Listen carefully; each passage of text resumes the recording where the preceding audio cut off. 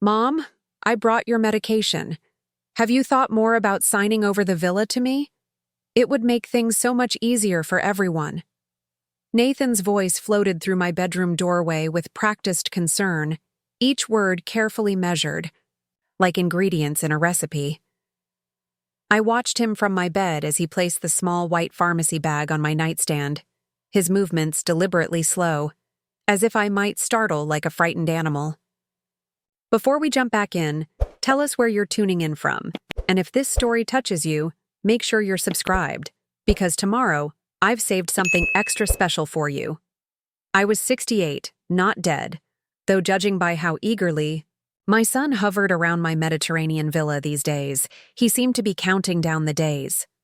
The doctor said to take it easy, not to make any big decisions while adjusting to the new heart medication, I replied, keeping my voice light, despite the heaviness in my chest that had nothing to do with my cardiac condition.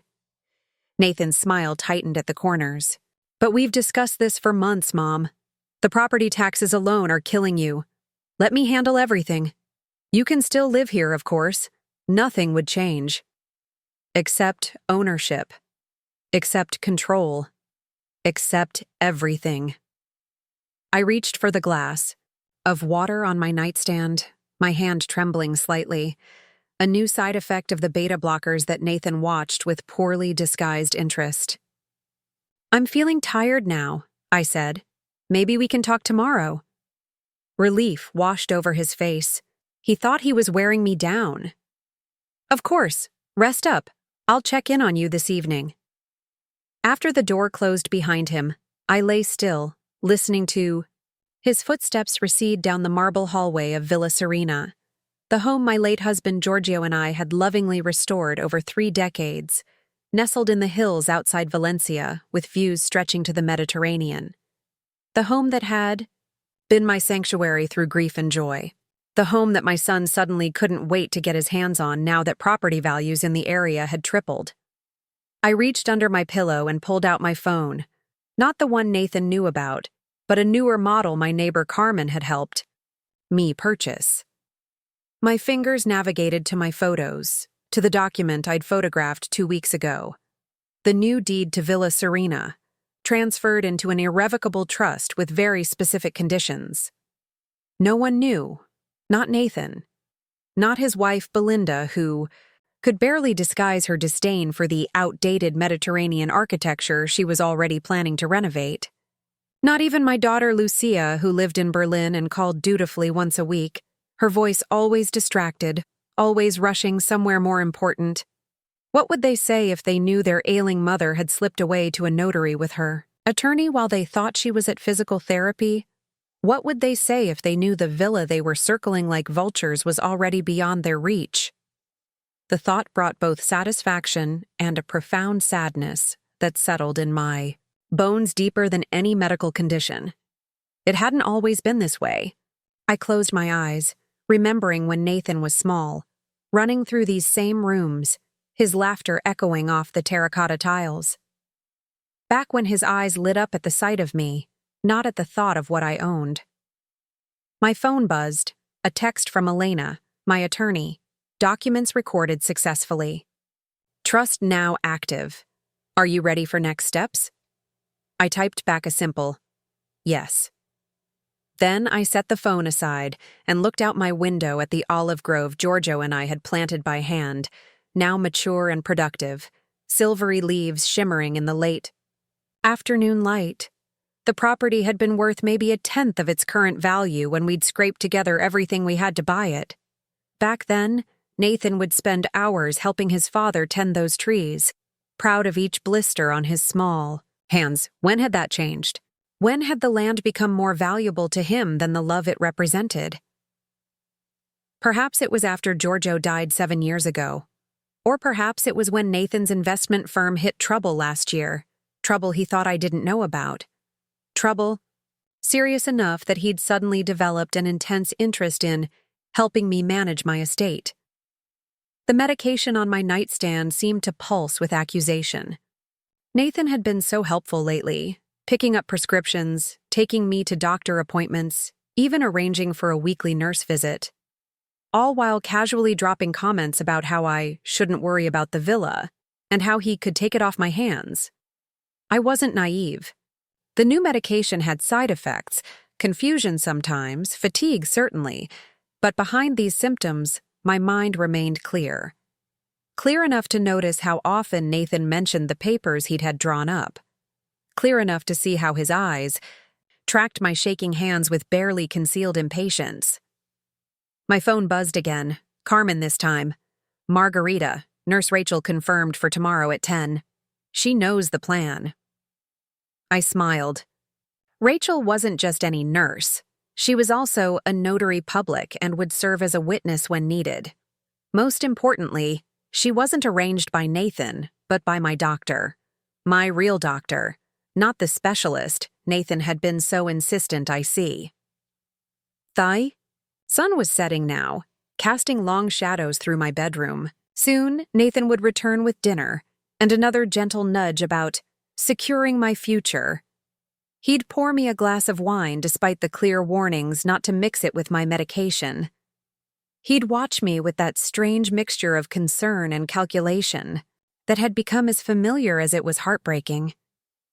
Little did he know that while he'd been plotting to take what was mine, I had already ensured it would go where it truly belonged.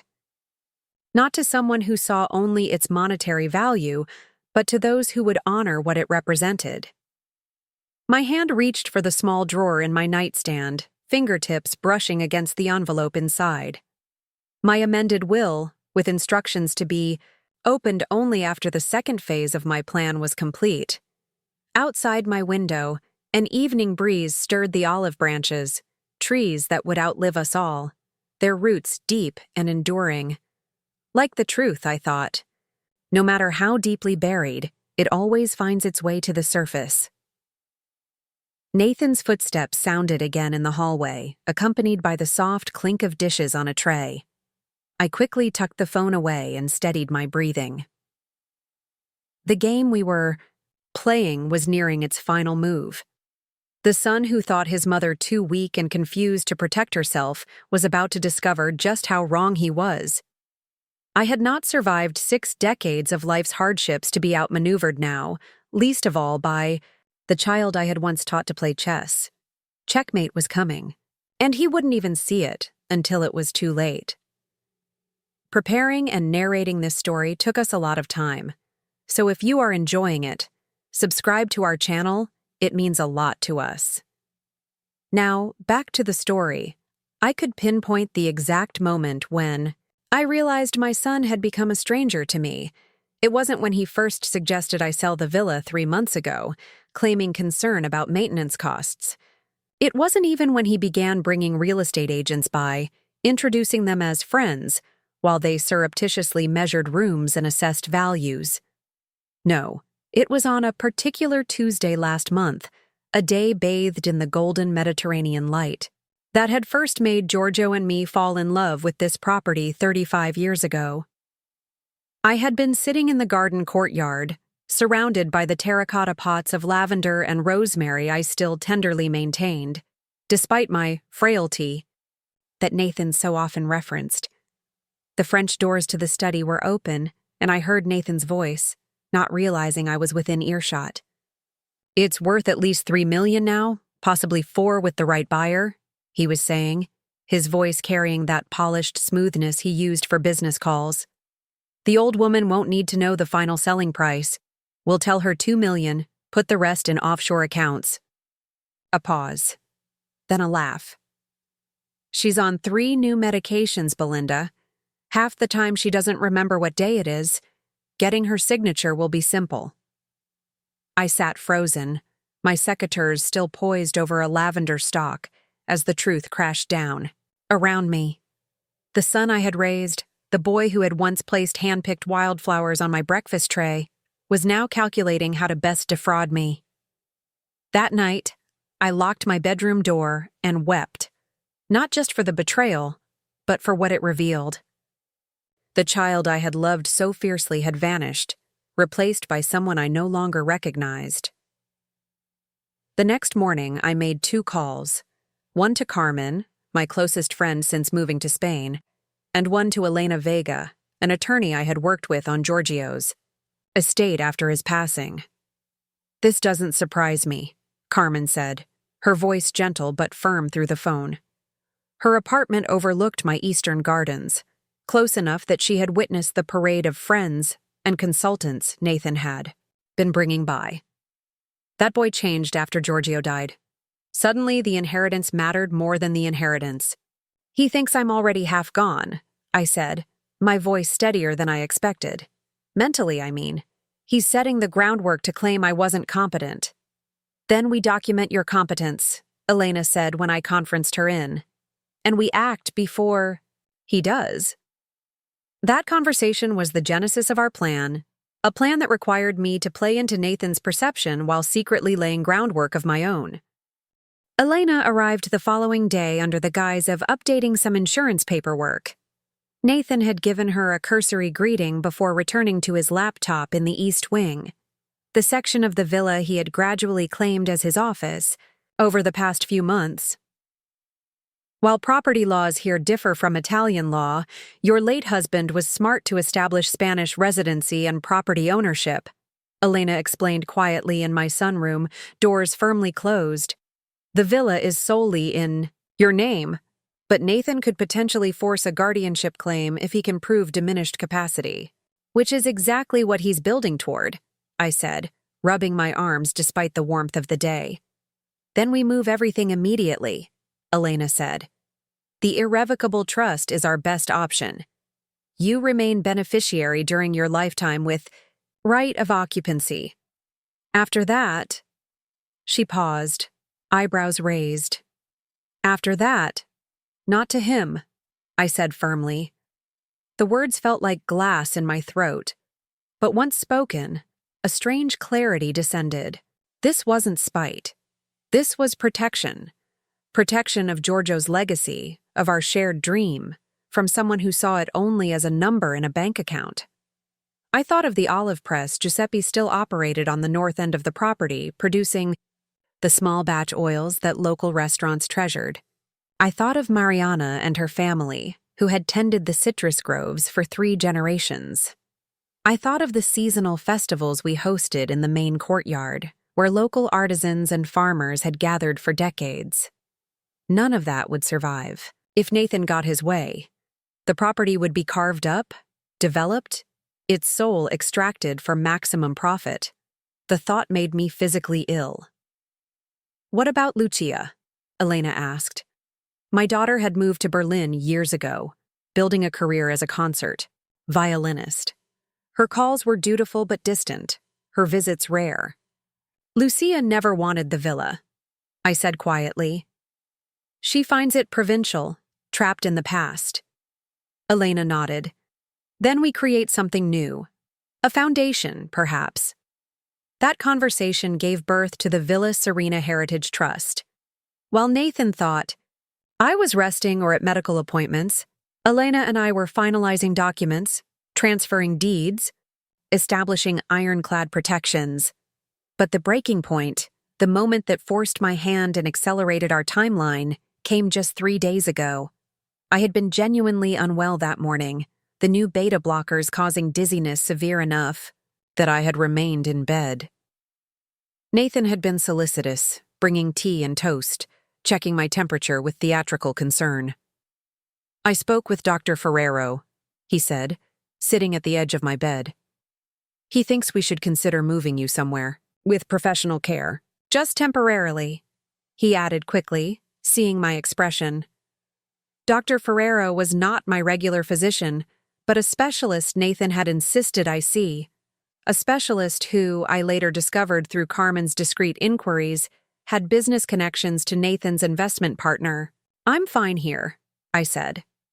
"Just adjusting to the medication." "Mom," he said, taking my hand, his touch so gentle it was almost believable. "I'm worried about you. These memory lapses, the confusion. It's not safe for you to be alone in such a large property." "I'm not alone," I reminded him. "Maria comes daily. Carmen is next door. You're here." His smile tightened. "I've been thinking about that. With the Madrid project expanding, I can't be here as much as I'd like. And this place, it's too much work, too much expense. Then he reached into his jacket pocket and pulled out a document folder. I've had some papers drawn up. Just a transfer of the property deed. Nothing complicated. You'd still live here, of course, but I'd handle the financial burden. No more property taxes, no more maintenance costs. He slid the papers across my lap along with a pen. His expression was concerned, but his eyes were sharp, calculating. Why don't we just get this done now? One less worry for you. In that moment, something inside me hardened. I had been playing a role, the confused, declining mother, but suddenly it wasn't entirely an act. My hand did shake as I reached for the papers, but from rage, not weakness. I thumbed through them slowly, pretending to read while my mind raced. The documents were exactly what I feared. A complete property transfer with no protections, no conditions, not even a guaranteed life estate for me to remain in my own home. I'm feeling a bit overwhelmed, I said, allowing my voice to waver. Can I look these over later? After my nap? Disappointment flashed across his face before he could mask it. Of course. No rush, he lied. I'll leave them here. Maybe we can finalize everything tomorrow. After he left, I reached for my hidden phone and texted Elena. He's made his move. We need to accelerate. Her response came immediately. Coming over. Now. Tell him I'm bringing soup from Carmen. When she arrived, we locked ourselves in the bathroom with the shower running to cover our conversation. Elena reviewed the documents Nathan had left. This is worse than we anticipated, she said grimly. There's an immediate power of attorney clause hidden in the fine print. He could remove you from the property the moment you sign. My hand flew to my throat. He wouldn't, but the words died on my lips. The son I thought I knew wouldn't. The stranger who had replaced him absolutely would. The trust documents are filed, but we need to complete Phase 2 immediately, Elena said. Are you ready? I looked at my reflection in the bathroom mirror. A woman with silver-streaked dark hair and eyes that had seen nearly 7 decades of life. Eyes that were now clear, determined, and undeceived. Yes, I said. It's time. That evening, I placed the unsigned documents back on my nightstand where Nathan would see them. Then I sent him a text message that would set our final confrontation in motion. I've been thinking about the villa. You're right. It's time to settle things. Let's meet with your attorney tomorrow. I'm ready to sign. I barely slept that night. The message I'd sent to Nathan, agreeing to sign over the villa, hung in the air like a storm cloud. Outside my window, the same moon that had witnessed 35 years of my life in this place cast silver light across the garden Giorgio and I had planted together. Each shadow seemed to hold a memory. Our children running through the olive groves, summer dinners under the pergola, Giorgio's laughter echoing against the stone walls as he pressed that year's olive harvest. How had it come to this? Playing chess against my own son, each of us calculating moves and countermoves. I couldn't pinpoint exactly when Nathan had changed, or perhaps he hadn't changed at all.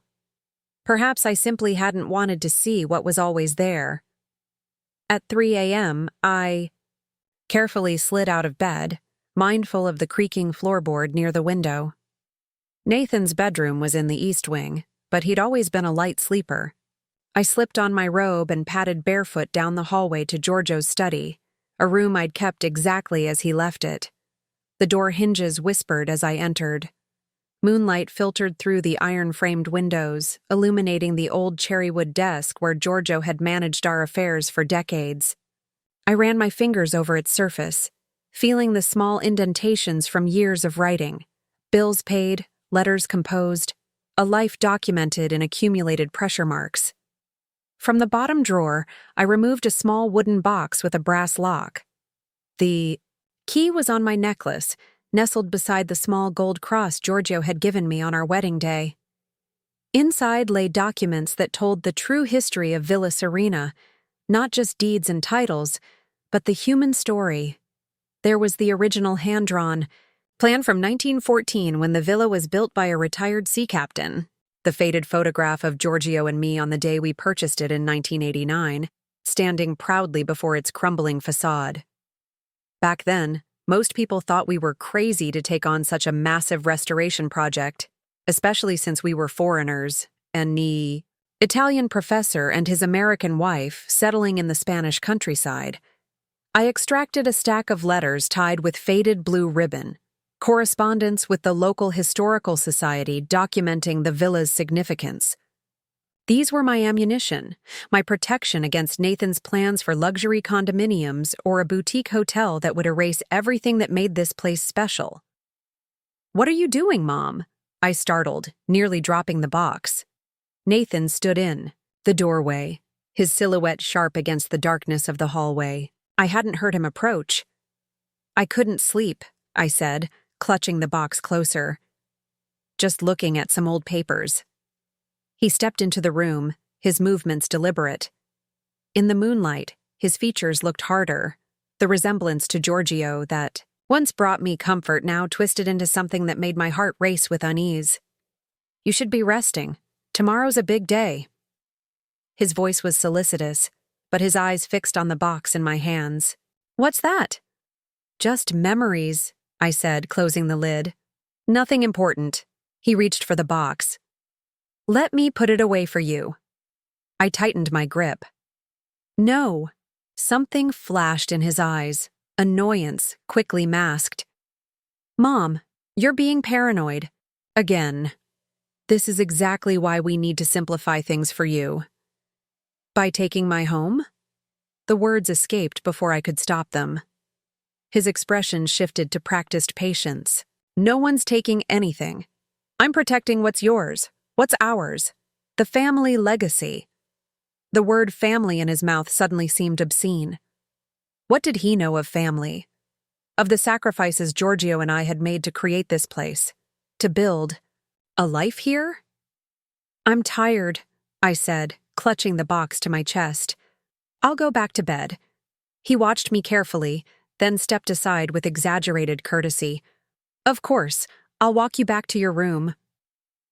The short journey down the moonlit corridor felt endless, with Nathan close behind me.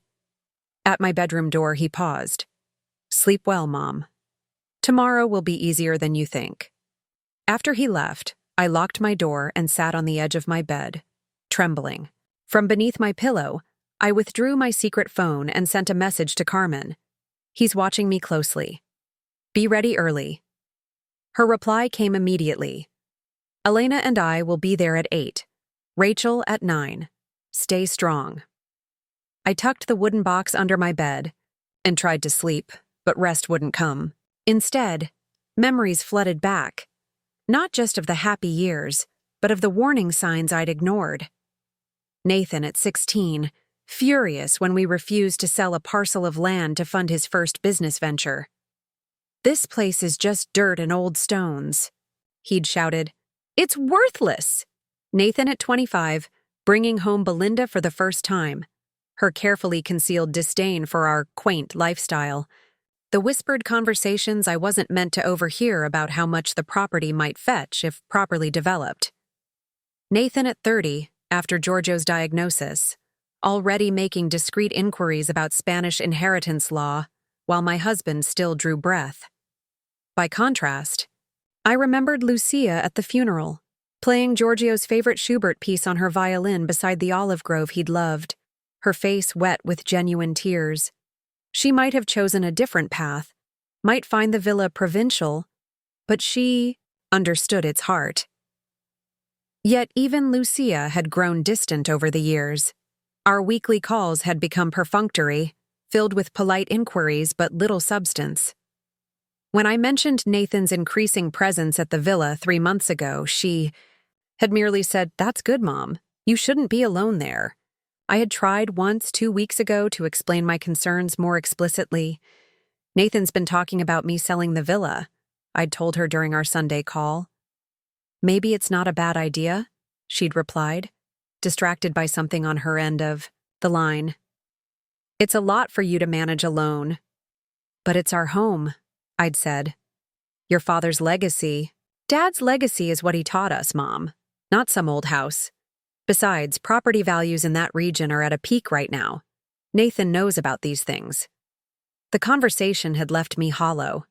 My children, raised in the same home, by the same parents, had emerged with fundamentally different values. Where had I gone wrong with Nathan? What had I missed? Dawn finally broke, pale light seeping through the curtains. I rose and dressed carefully, selecting a blue dress Giorgio had always loved, and simple pearl earrings. If today was to be a battle, I would face it with dignity. Maria, our housekeeper of 15 years, arrived at 7 as usual. Her eyes widened slightly at seeing me fully dressed so early, but she said nothing. Nathan had never bothered to learn enough Spanish to communicate with her beyond basics, which made her a perfect ally. As she prepared coffee in the kitchen, I slipped her a note. When Señora Carmen arrives, bring her directly to my room. Tell Señor Nathan she has brought medication from the pharmacy if he asks. Maria nodded almost imperceptibly and continued her work. At precisely 8 o'clock, Carmen's familiar knock sounded at my bedroom door. Maria had delivered her as instructed. You look terrible, Carmen said bluntly, closing the door behind her. At 73, Carmen had no patience for pretense. Her silver hair was pulled back in its usual tight bun, her practical linen clothes impeccably pressed despite the early hour. I feel terrible, I admitted. He caught me in Giorgio's study last night. Carmen's eyes narrowed. Did he see anything? No, but he's suspicious. He'll be watching everything today. Let him watch, Carmen said firmly. Elena is parking down the lane to avoid alerting him. She'll enter through the garden path. I sank onto the edge of my bed. I've spent my whole life building things, Carmen. A family, a home, a place in this community. Now I'm orchestrating its dismantling. How did it come to this? Carmen sat beside me, taking my hand in her weathered one. Not dismantling, Margarita. Preserving. What Nathan wants would be the true destruction. A soft tap at the garden door interrupted us. Elena slipped in, immaculately dressed in a professional suit, despite having navigated the overgrown garden path. Is everything ready? She asked without preamble. I nodded. The notification documents are prepared. Rachel will be here at 9 to witness and notarize. And Nathan? Believes I'm signing the property over to him today. He's arranged for his attorney to arrive at 10.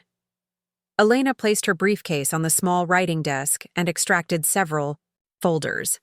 I've prepared everything according to your instructions. Once served with these papers, Nathan will have no legal recourse. The three of us reviewed the documents one final time. The Villa Serena Heritage Trust was now officially the owner of the property. I retained lifetime occupancy rights and management authority. After my death, the villa would become a protected historical site and community arts center, with a small private apartment reserved for Lucia should she ever wish to return. Nathan's name appeared nowhere in the documents.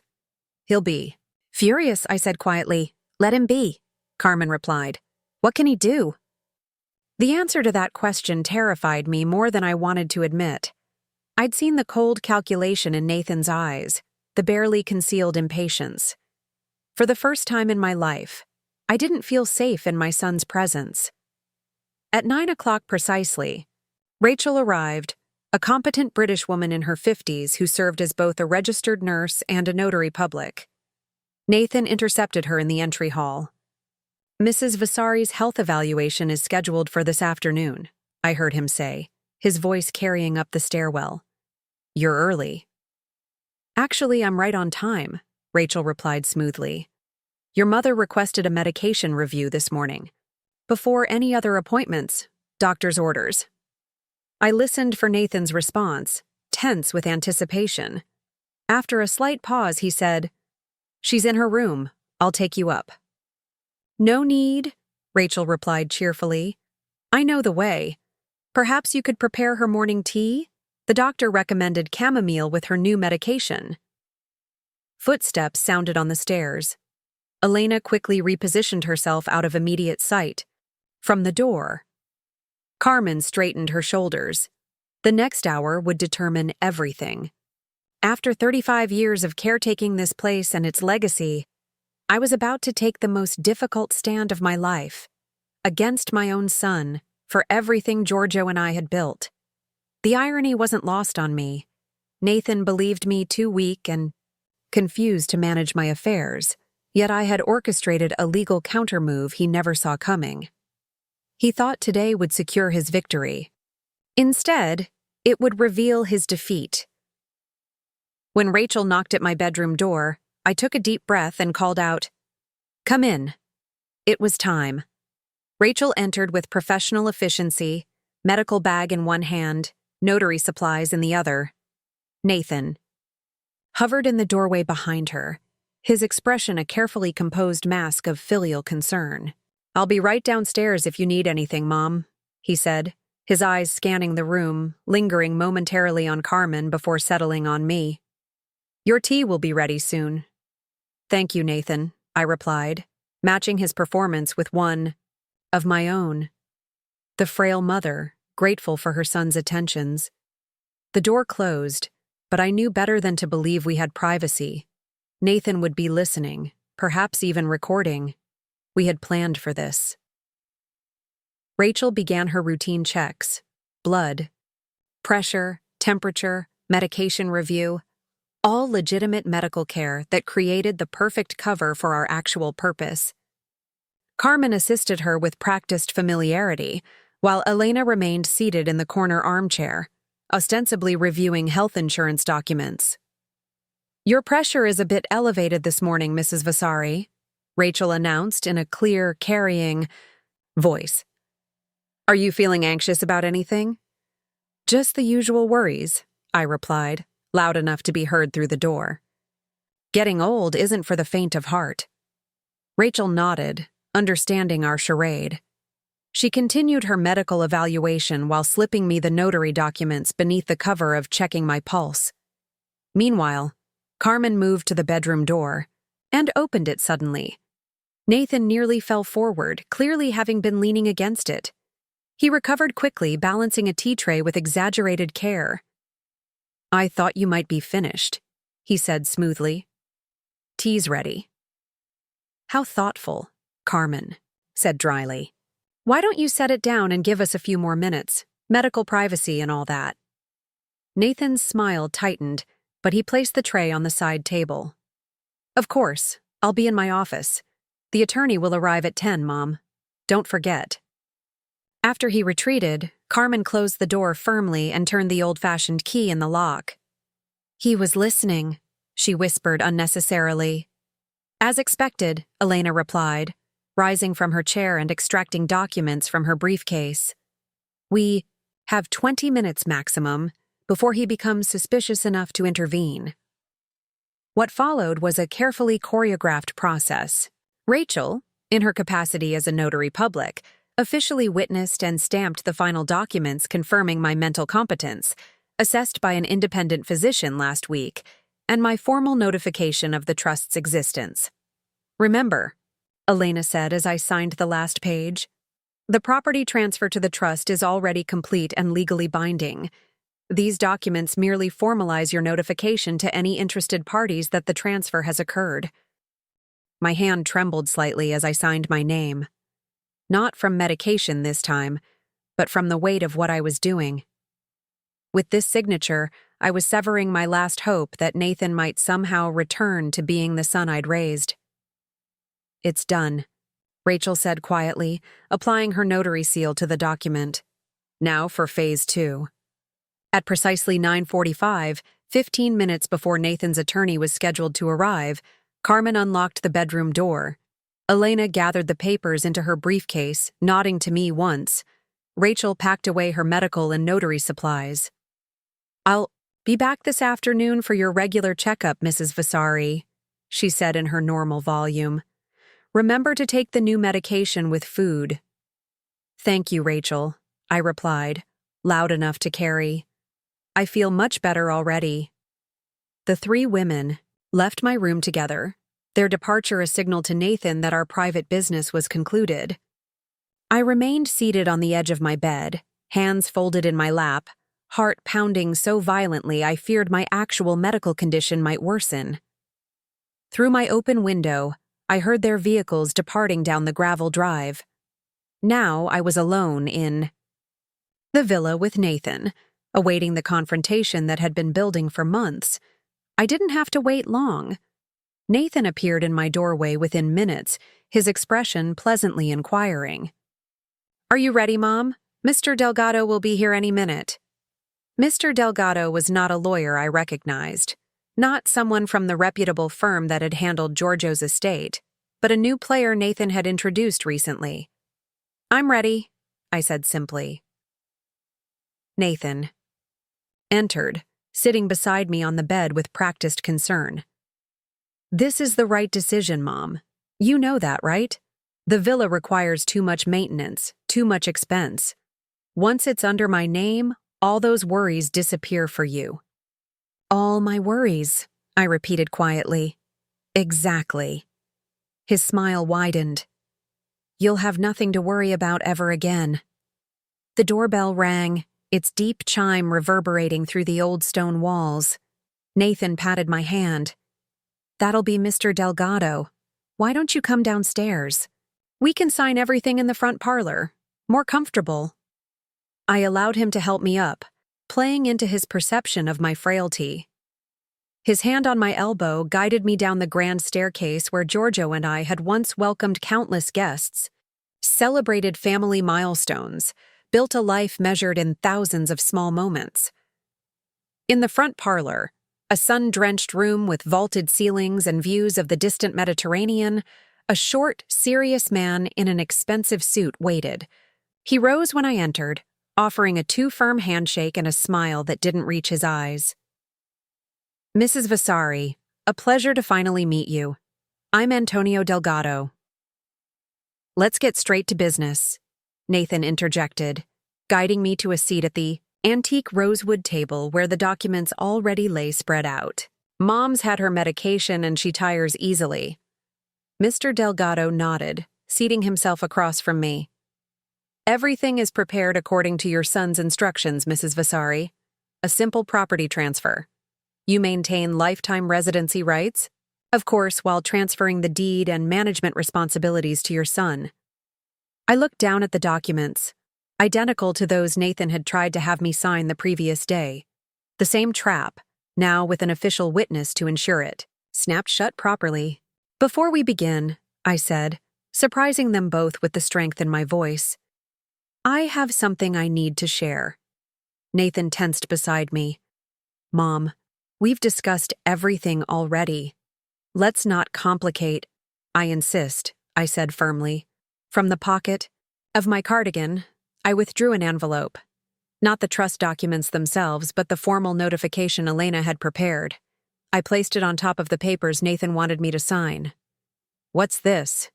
Nathan asked, his tone sharpening. "Something my attorney prepared," I said simply. Mr. Delgado raised an eyebrow, reaching for the envelope with obvious reluctance. He extracted the single sheet of paper within, skimming its contents. His expression shifted from annoyance to surprise, then to careful neutrality. "Mrs. Vasari," he said slowly, "this appears to be a notification that you've already transferred ownership of Villa Serena to an irrevocable trust." Nathan snatched the paper from his hand. "What? This is ridiculous. When would you have—" His eyes scanned the document, his face draining of color. "This is dated 2 weeks ago." "Yes," I said calmly. "While you thought I was at physical therapy." "This can't be legal," Nathan snapped, turning to Delgado. "She's on medication. She's confused. She can't make legal decisions in her condition." Mr. Delgado adjusted his tie uncomfortably. "The document includes a physician's certification of competence, properly witnessed and notarized. If authentic, it appears to be legally sound." "If authentic?" Nathan nearly shouted. "This is obviously a forgery. Some scam her friends have cooked up to steal her property." I reached into my other pocket and withdrew my phone. My real phone, not the decoy Nathan knew about. I placed it on the table and pressed play on a video recording. On the screen, I sat in Elena's office 2 weeks earlier, clear-eyed and articulate, explaining exactly why I was establishing the Villa Serena Heritage Trust and transferring the property into its protection. The timestamp and location data were clearly visible. Nathan watched in stunned silence, his face contorting through a series of expressions: disbelief, rage, calculation, and finally, a cold fury that confirmed every fear I'd harbored. "Turn it off," he said through clenched teeth. I did, but kept the phone in my hand. "The villa isn't mine to give you, Nathan. It hasn't been for 2 weeks. It belongs to the trust now." "What trust?" he demanded. "What have you done, created?" "A legacy," I said simply. "The Villa Serena Heritage Trust will preserve this place long after I'm gone, as a historical site, an art center, and a community resource, just as your father always intended." Nathan's laugh was ugly, devoid of humor. "Dad's intentions? He's been dead for 7 years, Mom. His intentions died with him. Those words, more than anything else he'd done, confirmed I'd made the right decision. The son I'd raised would never have dismissed his father's legacy so callously." Mr. Delgado cleared his throat. "Perhaps I should leave you two to discuss this privately. There's clearly no need for these documents now." He began gathering his papers. "Don't bother," Nathan said, his voice deadly quiet. "This isn't over." He turned to me, and for the first time, made no attempt to hide the cold calculation in his eyes. "You think you've won something here? You have no idea what you've done." A chill ran through me at his tone, but I held firm. "I've protected what your father and I built, what you never valued except for its price tag." Nathan stood abruptly, looming over me. For a moment, genuine fear flashed through me, not of legal maneuvers or manipulation, but of physical threat. Then he mastered himself, straightening his jacket with deliberate slowness. "This isn't the end," he said flatly. "You're a sick old woman making irrational decisions. Any court will see that. Every court will see the medical assessments, the notarized documents, and the video testimony establishing my competence," I replied steadily. "The trust is irrevocable, Nathan. Villa Serena is protected now, forever beyond your reach." Mr. Delgado, clearly uncomfortable with the tension, edged toward the door. "I should really be going. Family matters, you understand." Nathan ignored him, his eyes never leaving my face. "You've chosen strangers over your own son. I won't forget that." "And you chose money over your mother's well-being," I countered. "I haven't forgotten that either." The grandfather clock in the hall chimed 11 times, its familiar sound a counterpoint to the terrible silence that had fallen between us. In this ancient home where we had once been a family, we now stood as adversaries. "Nathan," I said softly, making one last attempt to reach him, "it doesn't have to be this way. Stay. Be part of what the villa becomes. Honor your father's memory through more than just profit." Something flickered in his eyes, perhaps the last ember of the boy I'd raised, before it vanished, replaced by cold resolution. "Goodbye, Mother," he said formally. "You'll be hearing from my attorney."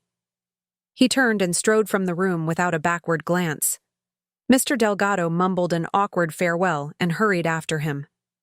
Moments later, the front door slammed with finality, followed by the angry growl of Nathan's car engine as he accelerated down the drive. I remained seated at the rosewood table, surrounded by the beauty of the home I'd just saved and the wreckage of the family I'd lost in the process. My hands shook as I reached for my phone to call Elena, but the trembling wasn't from medication or fear. It was from the terrible, hollow victory of being right about my own son. The afternoon following Nathan's departure stretched into a strange, suspended quiet. The villa, usually alive with subtle sounds, The distant hum of bees in the lavender, birds calling from the olive groves, the ancient refrigerator's persistent rattle, seemed to hold its breath. I moved through the rooms like a ghost, touching familiar objects, reassuring myself that they remained real and solid despite how ephemeral everything else had become. By evening, exhaustion overwhelmed me. The day's confrontation had drained me more thoroughly than any physical ailment. I was preparing for an early night when my phone rang. My daughter Lucia calling from Berlin. Not her usual Sunday check-in, but a Wednesday evening call that could only mean one thing. Nathan had reached her. I answered with trepidation. "Lucia?" "Mom." Her voice was tight, controlled. "Nathan called me." I sank onto the edge of my bed. "I see. Is it true? Did you really put the villa into some kind of trust without discussing it with either of us?" I closed my eyes, steadying myself. Yes. The silence on the other end stretched until I wondered if we'd been disconnected. Then, why? Such a simple question. Such a complicated answer. "Your brother was trying to take it from me," I said finally. "He wanted me to sign everything over to him. Today. He said you were confused, that you're having memory problems, that your new medications—" "I'm not confused, Lucia," I cut in, sharper than I intended. "I'm being manipulated. There's a difference." Another pause. I could almost see her, brow furrowed, violin calluses, on her fingertips as she gripped the phone, the cool efficiency with which she approached all problems. So like her father in some ways, so different in others. "Nathan said you've been paranoid lately," she continued carefully. "That Carmen and some lawyer friend have been filling your head with conspiracy theories." I laughed, the sound brittle, even to my own ears. "Did he tell you he's been bringing real estate developers to tour the villa? That he's already discussed selling prices with potential buyers? That the documents he wanted me to sign would have transferred complete ownership to him with no guaranteed protections for me? Mom, I have recordings, Lucia, of him discussing how to manipulate me, how to use my medication as grounds to question my competence, of him planning to tell me a lower sale price while pocketing the difference."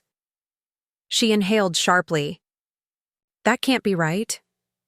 "I wish it weren't," I said quietly. "I wish more than anything that Nathan was the son I thought I raised, but he's not. Not anymore." "So you just decided to lock everything away, without even calling me?" The hurt in her voice was unmistakable. After focusing so intensely on Nathan's betrayal, I hadn't fully considered how my actions would appear to Lucia. A pang of guilt shot through me. "There wasn't time," I explained. "Nathan was moving quickly, and honestly, Lucia, when I tried to tell you about my concerns 3 weeks ago, you dismissed them. You said selling might be a good idea." "I didn't know all the details then," she protested.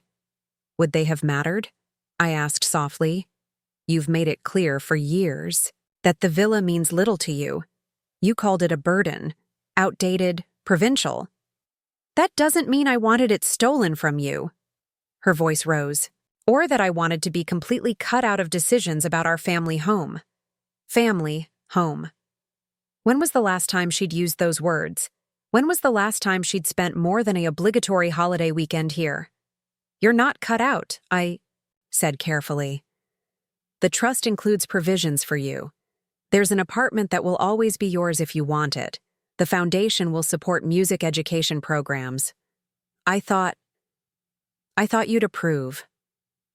"What I would have approved," she said tightly, "was being consulted before you made irrevocable decisions about our family legacy." Our family legacy. Again, words I hadn't heard from her in years. Was it only the threat of losing something that suddenly made it valuable to her? "I'm coming to Valencia," she announced abruptly. "I need to see these recordings for myself. I need to understand what's happening." I gripped the phone tighter. "When?" "I've already booked a flight. I'll arrive tomorrow afternoon. My heart lurched at the thought of seeing my daughter, my brilliant, distant daughter who had built her life as far from Villa Serena as possible. I'll have Maria prepare your room. Don't go anywhere with Nathan if he returns before I get there, she warned. Don't sign anything. Don't. I know how to handle your brother, I interrupted, a hint of maternal authority returning to my voice. I've been managing this situation for months. Clearly, she said, an edge to her tone. We'll talk tomorrow. After she hung up, I sat motionless on the bed, phone still clutched in my hand. Lucia was coming home. The thought should have brought joy, but instead, anxiety gnawed at me. Her reaction wasn't what I'd expected, not outright support of Nathan, but not understanding of my position either. I texted Carmen. Lucia arrives tomorrow. She's upset about the trust. Carmen's reply came swiftly. Of course she is. You changed the rules without warning her. Get some rest. I'll come by in the morning. Sleep eluded me that night. I kept seeing Nathan's face as he realized his plan had failed, the mask of filial concern dropping to reveal the cold stranger beneath. I heard Lucia's voice, tight with barely controlled emotion. And worst of all, I felt Giorgio's absence like a physical ache. The space beside me in bed where he should have been, the wisdom he would have offered, the strength he would have lent me. Morning arrived with pale light filtering through the olive trees and the distant sound of church bells from the village. I rose stiffly, my actual physical condition asserting itself after being overshadowed by yesterday's emotional turmoil. At 68, confrontations exacted a heavier toll than they once had. Maria arrived at 7 as always, her familiar footsteps in the kitchen a comfort. I dressed carefully, a simple linen dress, my hair arranged neatly, armor of a sort, for the day ahead. When I descended to the kitchen, Maria was preparing coffee, her movements efficient. Senora Lucia comes today? She asked in her accented English. Yes, this afternoon, I confirmed. She'll likely stay several days. Maria nodded, a slight frown creasing her forehead. And Senor Nathan? I don't know, I admitted. But if he comes, do not let him in if I'm not here, under any circumstances. She crossed herself quickly. The shouting yesterday. It was bad? It was. I searched for the right word. Clarifying.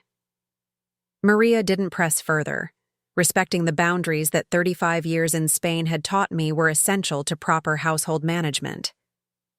But her concern was evident as she placed a small pot of chamomile tea and toast with olive oil before me.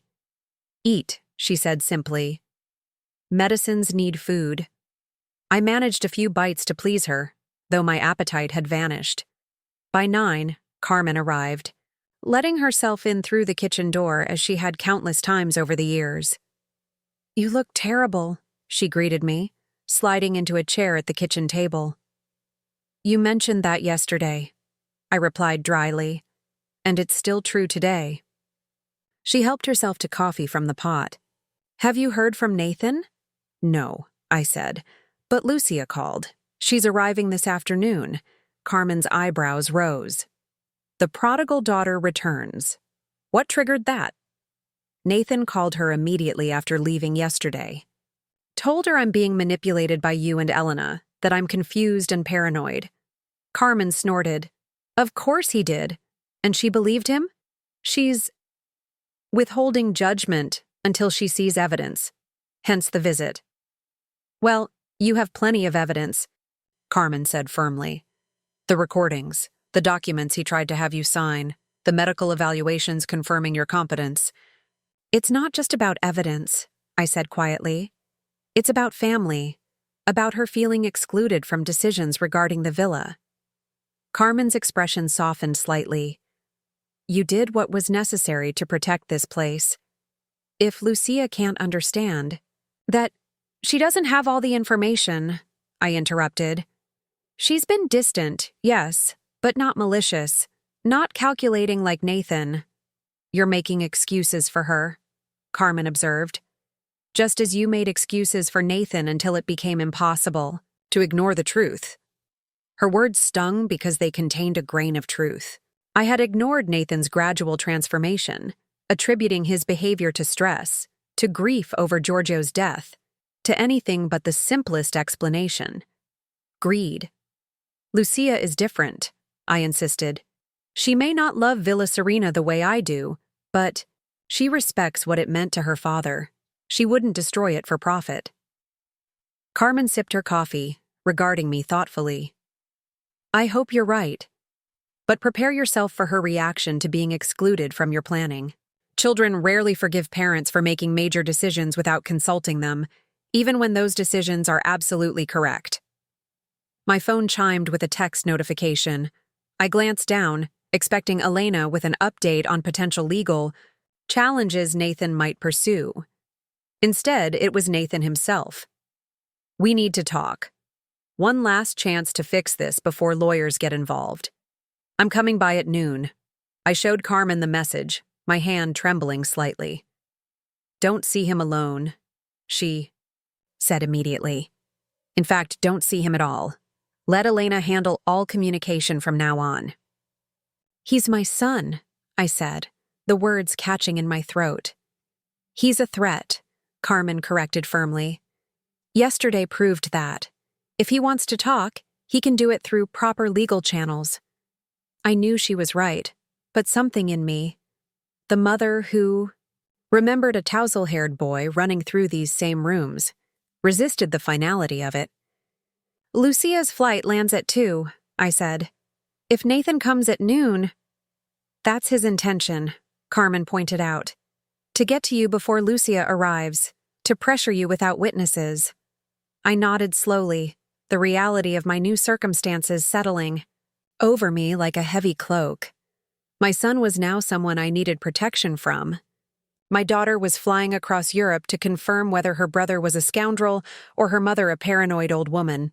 My home, the center of my world for 35 years, had become contested territory. Tell him not to come, Carmen urged. Tell him all communication must go through Elena now. My fingers hovered over the phone. Such a small action, typing a few words, with such enormous implications. It would formalize the rupture between us, move our conflict from the realm of family disagreement to legal battle. But Nathan had already made that choice yesterday when he stormed out, promising this wasn't over. He had already chosen his path. I typed, any discussions must be conducted through my attorney, Elena Vega. Please direct all future communication to her office. Then I pressed send, severing the last direct connection to my son with a simple touch of my finger. Nathan responded to my text with silence, more unnerving than any angry reply might have been. Carmen stayed through the morning, helping Maria prepare Lucia's room and keeping a watchful eye on the driveway. By 11, Elena had arrived, bringing a folder of documents and a grave expression. He's already contacted an attorney, she said without preamble as we sat in the sunroom. Ramon Vargas from my office received the inquiry this morning. What's he planning? I asked. My hands curled around a teacup I couldn't bring myself to drink from. A competency challenge, Elena replied, her tone professional despite the personal implications. He's requesting your medical records from the past 6 months and consulting with a psychiatrist who specializes in evaluating elderly patients with potential cognitive decline. The clinical description of what my son was doing, essentially, trying to have me declared incompetent to manage my own affairs, felt like a physical blow. Will it work? Carmen asked bluntly. Elena shook her head. It's a desperate move. We have 3 separate competency evaluations from respected physicians, all conducted before the trust was established.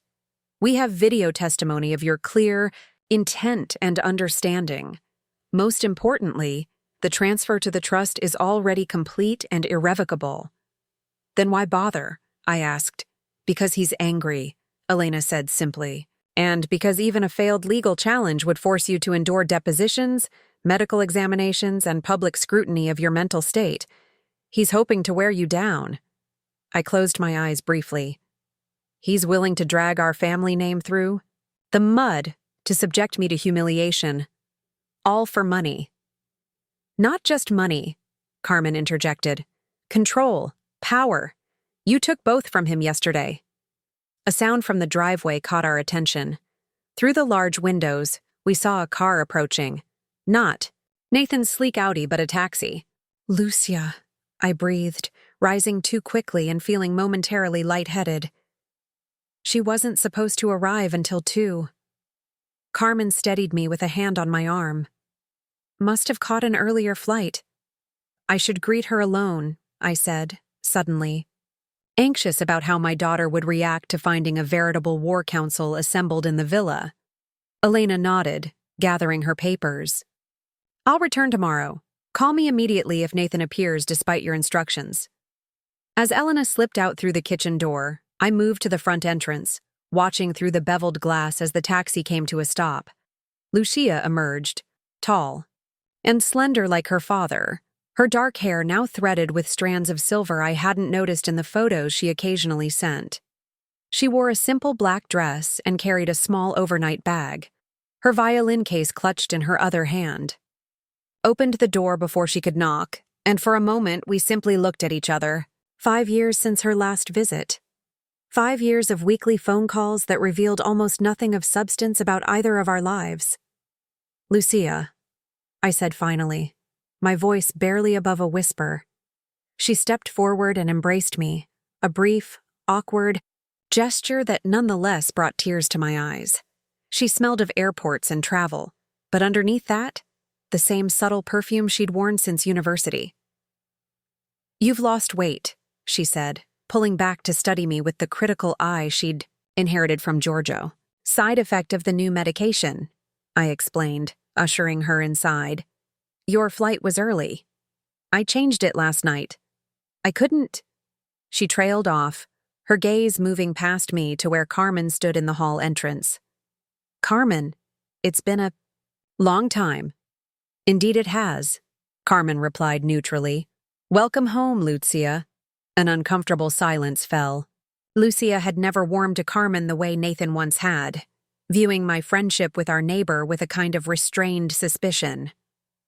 I'll leave you two to talk, Carmen said, reading the room with characteristic perception. Margarita, call, if you need anything. After Carmen departed, Maria appeared to take Lucia's bag. Señorita Lucia, she said warmly. So good to see you. Gracias, Maria. Lucia replied in her textbook Spanish. Es bueno estar en casa. It's good to be home. The word sounded strange coming from a daughter who had spent the last 15 years finding reasons not to return. I led Lucia to the terrace overlooking the eastern gardens, where the afternoon sun cast dappled shadows through the ancient olive trees. We sat at the wrought iron table where our family had shared countless meals, the Mediterranean glimmering in the distance. You look tired, Mom, Lucia said, studying me intently. It's been a difficult few days, I admitted. Tell me what's happened, she said. Everything from the beginning. I took a deep breath and began the story.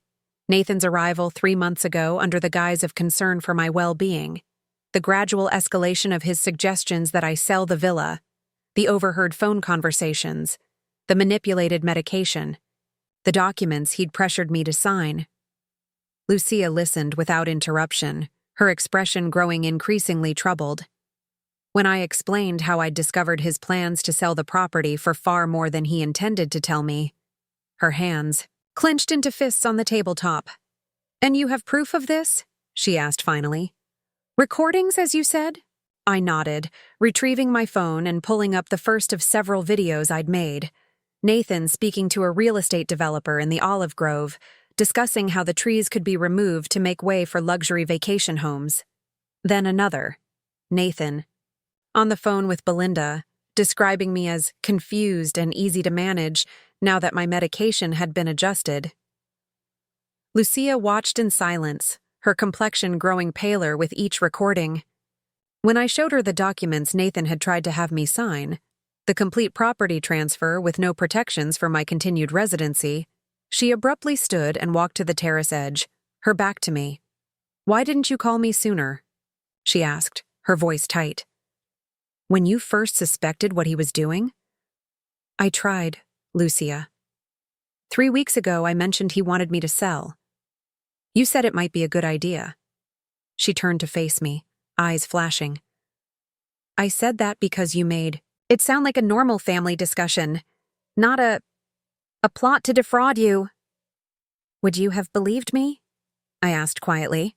"If I'd called and said your brother was trying to steal my home while drugging me into compliance?" The question hung in the air between us. Lucia's expression wavered, anger giving way to something more complicated. Shame, perhaps, or guilt. "Don't know," she admitted finally, returning to the table. "We've been so distant for so long, and Nathan always seemed the responsible one, the one who understood business and family obligations. Appearances can be deceiving," I said softly.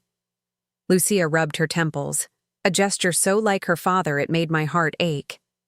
"So instead of reaching out to me, you created this trust, cut us both out of any say in the villa's future." "I didn't cut you out," I corrected. "The trust guarantees you an apartment here whenever you want it. It preserves the music room intact, funds a scholarship program for young musicians in your father's name." Her head snapped up. "It does?" I nodded. "I may not have consulted you, Lucia, but I thought of you. Of what would matter to you beyond mere property value." She looked away, her profile sharp against the sun-washed landscape. "When did you become so strategic?" The mother I remember would have confronted Nathan directly, probably thrown something at him. A small laugh escaped me. "Yes, well, that mother had a husband to back her up. This one had to learn to fight differently." Lucia's gaze softened. "I'm sorry I wasn't here." "You have your own life," I said. "Your career, your path. I never begrudged you that. But you've been alone, dealing with Nathan, with the villa's upkeep, with everything." I shook my head. "Not alone. I have Carmen, Elena, Maria, friends in the village, the musicians who come for the summer festival. My life here is full, Lucia." She reached across the table and took my hand, a gesture so unexpected it momentarily robbed me of speech. Still, I should have been more present, especially after Dad died. The simple acknowledgement that I might have needed her, that her absence had left a void, loosened something tight in my chest. "Yes," I said softly. "That would have been nice." Maria appeared with a tray of light lunch, local cheese, olives, fresh bread, and 2 glasses of chilled white wine from the small vineyard on the property's western slope. As we ate, the conversation shifted to safer topics. Lucia's recent performances, a new concertmaster at her orchestra, the upcoming music season in Berlin. It was only after the meal, as we walked through the gardens, that Lucia returned to the matter at hand. "What happens now? With Nathan?" "Elena thinks he'll pursue a competency challenge," I said, pausing to deadhead a spent lavender bloom. "It won't succeed legally, but it could be unpleasant." "You shouldn't have to face that alone," Lucia said firmly. "I'm staying for a while. I've cleared my calendar for the next 2 weeks. I looked at her in surprise. "Your performances can wait," she cut in. "This is more important." The simple declaration that I was, after all these years, a priority to my daughter brought a lump to my throat. "Are you sure?" "Completely." She gestured around us at the gardens, the stone walls, the distant sea. "Besides, I've forgotten how beautiful it is here, how peaceful." We continued walking, reaching the small family chapel Giorgio had restored as one of his first projects. Its simple stone facade was covered in climbing roses, the wooden door weathered by decades of sun and salt air. "I remember Dad bringing me here to practice," Lucia said suddenly, her hand resting on the ancient door handle. "He said the acoustics were perfect for violin." "Every Sunday," I recalled with a smile. You would play Bach while he sat in the back pew, eyes closed, completely transported. You would bring lunch afterward, she continued. We'd picnic under the big olive tree. The one he planted the day you were born, I said softly. It still produces the sweetest olives. We stood in companionable silence, the late afternoon, sun casting long shadows across the garden path. Finally, Lucia turned to me, her expression serious. I owe you an apology, Mom, for staying away so long, for not seeing what was happening with Nathan. You're here now, I said simply. Yes. She squeezed my hand. And I'm not leaving until we resolve this. Nathan may be determined to fight, but he's about to discover he's not the only stubborn Vasari. As we walked back to the villa, the weight that had pressed on my shoulders since Nathan's first manipulations began felt marginally lighter. I was still facing a legal battle with my son, still processing the pain of his betrayal. But for the first time in years, I wasn't standing alone. The tentative bridge Lucia and I were building might be fragile, constructed of shared memories and belated recognitions. But it was a beginning. A connection rebuilding between mother and daughter that Nathan's machinations had inadvertently made possible. As we reached the terrace, Lucia paused, looking out at the property stretching before us. The groves, the gardens, the small vineyard, all bathed in golden afternoon light. I understand now, she said quietly. Why you couldn't let him take this. It's not just land and buildings. It's everything your father and I built together, I finished. Not just a home, but a legacy. She nodded, a new resolve settling over her features. Then we'll protect it. Together. The next 3 days settled into an unexpected rhythm. Lucia took to practicing her violin in the small chapel each morning, the notes of Bach and Vivaldi floating across the olive groves like they had decades before. I found myself sitting on the stone bench outside, eyes closed, transported back to when Giorgio would join me there, his large hand covering mine as we listened to our daughter's music. In the afternoons, Lucia and I worked together, sorting through papers, organizing evidence, preparing for whatever legal challenge Nathan might bring. Elena visited daily, bringing updates and legal documents that required my review. He's filed the initial paperwork, she informed us on the 3rd day, spreading documents across the kitchen table. A petition to evaluate your competency and potentially establish a guardianship. So quickly? Lucia asked, her voice sharp with indignation. Elena nodded grimly. He claims urgency due to concerns about your mother's rapidly deteriorating condition and vulnerability to manipulation. Projection at its finest, I murmured, skimming the papers. Nathan's allegations were laid out in clinical terms. Claims of observed confusion, poor decision-making, susceptibility to undue influence. He'd even included a statement from Dr. Ferrero, the specialist he'd insisted I see, noting concerning cognitive inconsistencies. How dare he? Lucia said, her hands clenching into fists. After what he tried to do. It's a desperate move, Elena assured us. We anticipated this. Our counterfiling is ready, complete with your independent medical evaluations and the video testimony. The judge will likely dismiss his petition once all evidence is presented. But not before I'm subjected to court-ordered examinations and public scrutiny, I said, understanding the strategy all too well. Unfortunately, yes. His goal isn't to win, it's to make fighting so unpleasant that you capitulate. Lucia's expression hardened. He doesn't know you very well anymore if he thinks that will work. I smiled at my daughter's fierce defense, this unexpected alliance still new enough to warm my heart despite the circumstances. When will the court proceedings begin? The initial hearing is scheduled for next week, Wednesday. You'll need to appear, but only briefly. The judge will likely appoint an independent evaluator at that time. After Elena left, Lucia and I walked together through the citrus grove, the evening air heavy with the scent of ripening oranges. The familiar pathways where Giorgio and I had once strolled arm in arm now supported different steps, mother and daughter reconnecting after years of distance.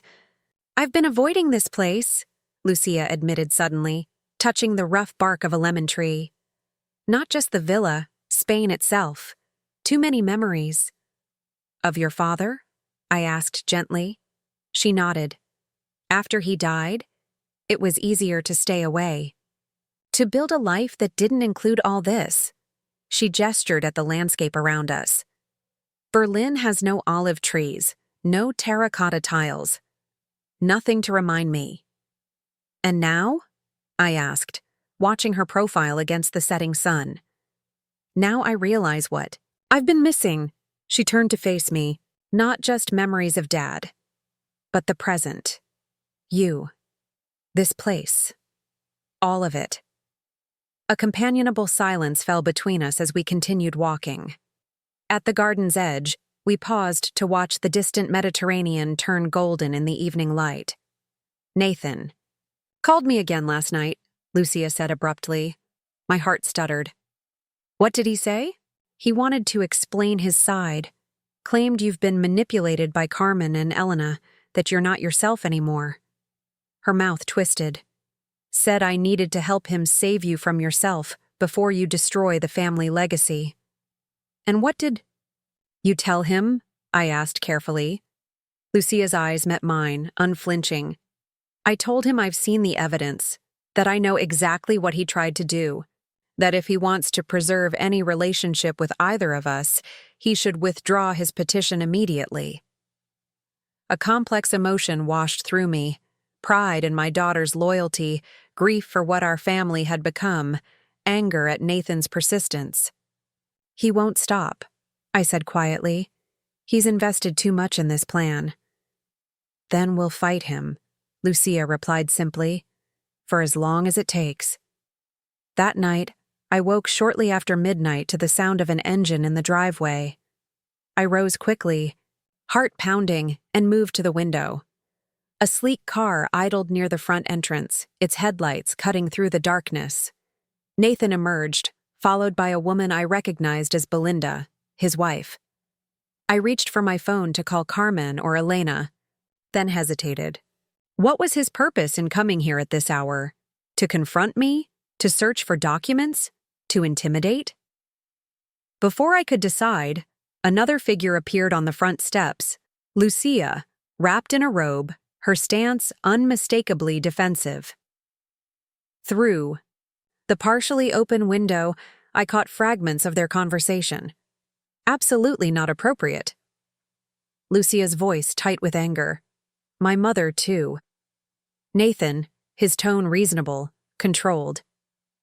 "Courts will handle," Lucia again. "Don't understand what she's done." Nathan, gesturing emphatically. I watched this confrontation between my children, siblings who had once built sandcastles together on vacation, who had collaborated on surprise birthday celebrations for Giorgio and me, who had stood shoulder to shoulder at their father's funeral. Now they faced each other as adversaries in the midnight darkness, the family bond stretched to breaking. I considered joining them, then decided against it. Lucia was holding her ground, and my presence might only escalate tensions. Instead, I recorded a video of the scene below, proof of Nathan's midnight visit, another piece of evidence for Elena. After several minutes, Nathan and Belinda returned to their car. As they drove away, Lucia remained on the steps, arms wrapped around Dior, herself as if for protection. I texted her, "Are you all right?" Her reply came immediately, "Yes. He wanted to search for evidence that you're being manipulated. I sent him away." I typed back, "Thank you. Come upstairs?" Minutes later, she knocked softly on my door. I ushered her in, noticing the tension in her shoulders, the angry flush still visible on her cheeks. "He's unbelievable," she said, pacing the length of my bedroom.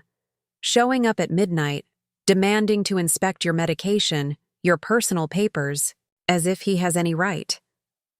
What exactly did he say? I asked, settling back on my bed. Lucia ran a hand through her disheveled hair. That he's gathering evidence for the competency hearing. That if I truly cared about you, I'd help him prove you're being manipulated. He actually had the audacity to suggest Carmen might be after your money. I couldn't help the bitter laugh that escaped me. Carmen, whose family has more land holdings than ours ever did? I know, it's absurd. Lucia sank into the armchair by the window. But that's not the worst part. He said... She paused, her expression troubled. What? I pressed. He said you were never the same after Dad died. That your judgment has been questionable for years. That the villa is eating you alive with maintenance costs. That you've become paranoid and suspicious. Her eyes met mine. He actually believes it, Mom. Or at least he's convinced himself he does. I nodded slowly. It's easier to justify taking someone's home if you believe you're doing it for their own good. How did we get here? Lucia asked, her voice small in the darkness. How did Nathan become this? I had no answer that could satisfy either of us. Instead, I patted the edge of the bed, and Lucia came to sit beside me, a mirror of how we'd sat when she was a child seeking comfort after nightmares. We should call Elena in the morning, I said. Report this intrusion. Lucia nodded, then hesitated. There's something else. Before he left, Nathan said we should enjoy the villa while we can. That once a judge sees how susceptible to influence you are, the trust documents will be invalidated. She took my hand. Was that just a threat or an empty one? I assured her. Elena created ironclad protections. Even if, and this is extremely unlikely, a judge declared me incompetent now, it wouldn't invalidate legal actions I took when demonstrably competent. Lucia seemed to relax slightly. Good. Because I've been thinking about what this place could become under the trust. The music programs, the artist residencies, the community connections. It's what Dad would have wanted. Yes, I said softly. It is. We sat in companionable silence, the bond between us strengthening in this unexpected crucible. Nathan's betrayal had wounded me deeply, but Lucia's return, her understanding, her support, offered a balm I hadn't known I needed. Outside the window, the first hints of dawn lightened the eastern sky. Another day approached, bringing us one step closer to the courtroom confrontation that now seemed inevitable. Try to rest, Lucia said, rising to return to her room. We'll call Elena after breakfast. As she reached the door, she paused, turning back to me with an expression so like her father's it made my breath catch. Mom? I'm glad I came home. I should have been here sooner. After she left, I lay awake watching the shadows recede as morning light crept across the ceiling. The path ahead remained daunting. Legal battles, family ruptures, public scrutiny of my mental state. But for the first time in months, I felt something close to peace. Whatever came next, I would face it not alone, but with my daughter by my side. And somehow, improbably, Nathan's worst actions had facilitated what his best ones never could, bringing Lucia home to Villa Serena, and to me. The morning of the competency hearing dawned with a clarity that seemed almost mocking. From my bedroom window, I could see the distant Mediterranean shimmering like polished silver, the olive groves bathed in golden light. How strange that nature continued its beautiful rhythms while human relationships fractured and reformed around it. Lucia had insisted on hiring a car with a professional driver rather than taking a taxi to the courthouse. We're not sneaking in like we have something to hide, she'd declared, helping me select a navy blue dress that conveyed both dignity and vigor. Her own outfit, a tailored pantsuit in charcoal gray, projected the professional authority of her Berlin life. Elena met us at the villa, reviewing our strategy one final time over coffee in the kitchen. Remember, she emphasized. "This is only a preliminary hearing. The judge will determine whether Nathan's petition has sufficient merit to proceed to a full competency evaluation. Based on our counter-evidence, it's unlikely to advance beyond today." "And if it does?" I asked, voicing the fear that had kept me awake through the night. "Then we'll face whatever examinations are ordered," Elena said firmly, "all of which will confirm what we already know. You're completely competent to manage your own affairs." Lucia placed her hand over mine. "We've got this, Mom." The courthouse in Valencia was a modern building of glass and stone, a stark contrast to the medieval architecture surrounding it. As our car approached, I spotted Nathan and Belinda standing near the entrance with a man I assumed was their attorney. Nathan's expression was grim, determined.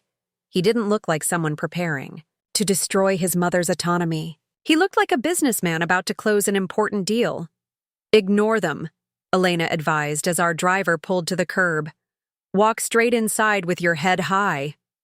I did as instructed, Lucia's arm linked supportively through mine as we ascended the courthouse steps. Nathan's gaze tracked our approach, but he made no move to speak. Only when we passed directly before him did he acknowledge us with a curt nod, a gesture so formal, so devoid of familial warmth, that I felt Lucia stiffen beside me. "Don't," I murmured, sensing her impulse to confront him. "Not here." Inside, the courtroom was smaller than I'd expected, with gleaming wooden benches and harsh fluorescent lighting that seemed designed to expose every flaw and vulnerability. We took our seats at the table Elena indicated, arranging our materials with deliberate calm. The judge, a woman in her 60s with steel-gray hair and penetrating eyes, entered promptly at 10. Judge Carmela Ortiz had a reputation for efficiency and directness, according to Elena's briefing. She would tolerate neither theatrical displays nor procedural games. "In the matter of the guardianship petition for Margarita Vasari," she began, reviewing the papers before her. "I understand the petitioner alleges cognitive decline and undue influence as grounds for establishing court supervision." Nathan's attorney rose, a slender man with wire-rimmed glasses and an expression of practiced concern. "Yes, Your Honor. We have substantial evidence that Mrs. Vasari's recent behavior, particularly regarding significant financial decisions, indicates diminished capacity and vulnerability to manipulation." Judge Ortiz turned her penetrating gaze to Elena. "And the respondent's position?" Elena stood, her posture impeccable. "Mrs. Vasari strenuously objects to these allegations, Your Honor. We have comprehensive medical evaluation from 3 independent physicians confirming her complete competence.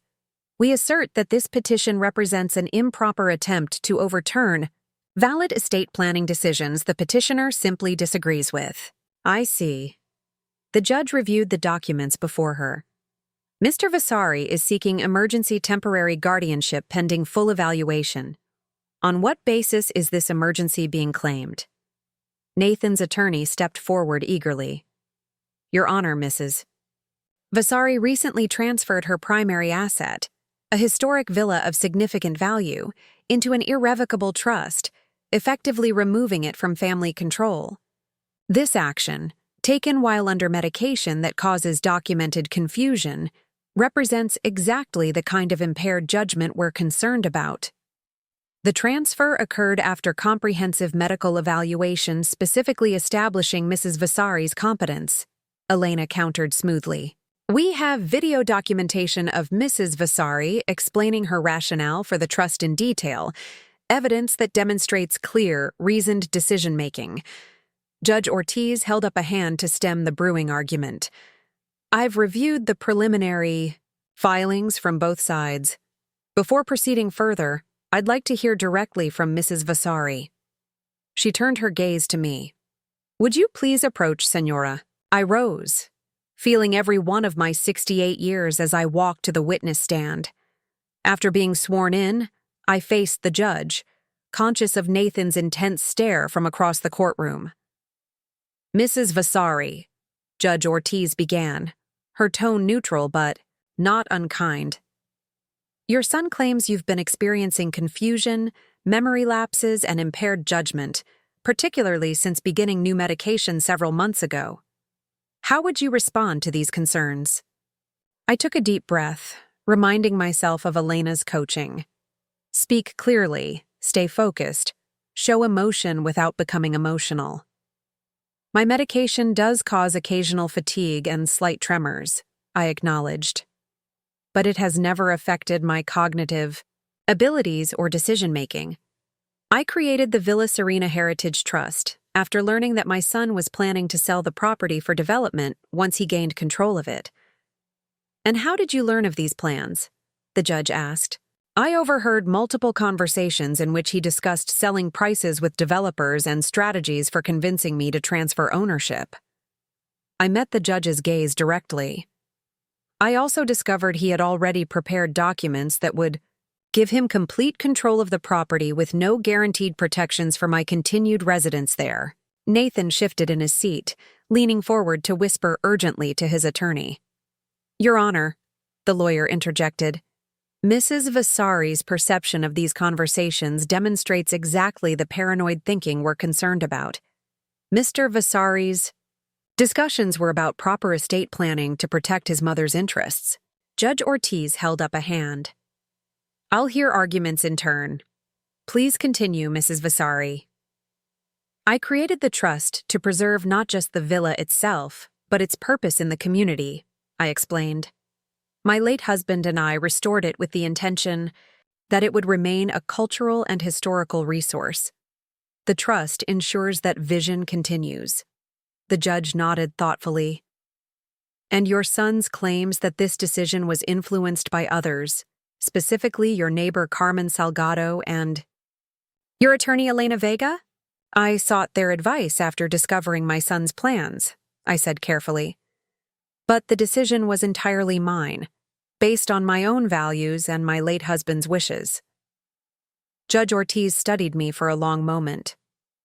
Mrs. Vasari, do you understand that your son may be genuinely concerned for your welfare?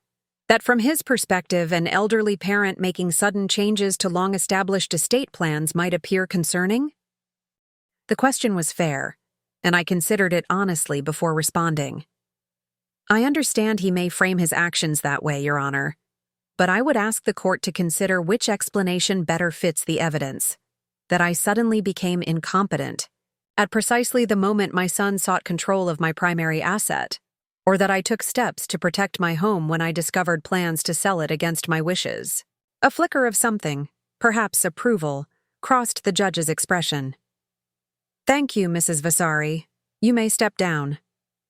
As I returned to my seat, Lucia squeezed my hand beneath the table, a silent acknowledgement that I'd done well.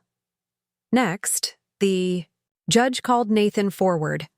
My son approached the witness stand with confident strides, his testimony a masterclass in concerned devotion. He described noticing my increasing confusion, my paranoid suspicions, my susceptibility to Carmen's influence.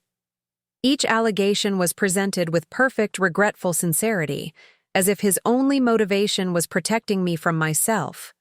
Mom has always been stubborn, he explained, his expression a carefully composed mixture of exasperation and affection.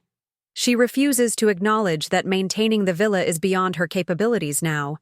The property taxes alone are consuming her retirement income. Judge Ortiz interrupted.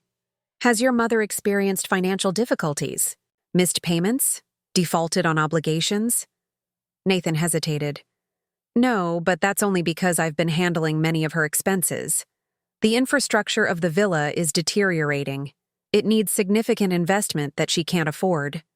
Yet she has owned and maintained this property successfully for 35 years? With my father, Nathan emphasized. Since his death, it's been a constant struggle. When Nathan completed his testimony, Judge Ortiz called a brief recess to review the submitted evidence. As we waited in the hallway, carefully positioned away from Nathan and his attorney, Lucia paced with nervous energy. He's good, she admitted reluctantly. If I didn't know the truth, I might actually believe him. That's why he's successful in business, I replied. He's always had that gift, making people believe whatever version of reality benefits him. Elena rejoined us, her expression cautiously optimistic.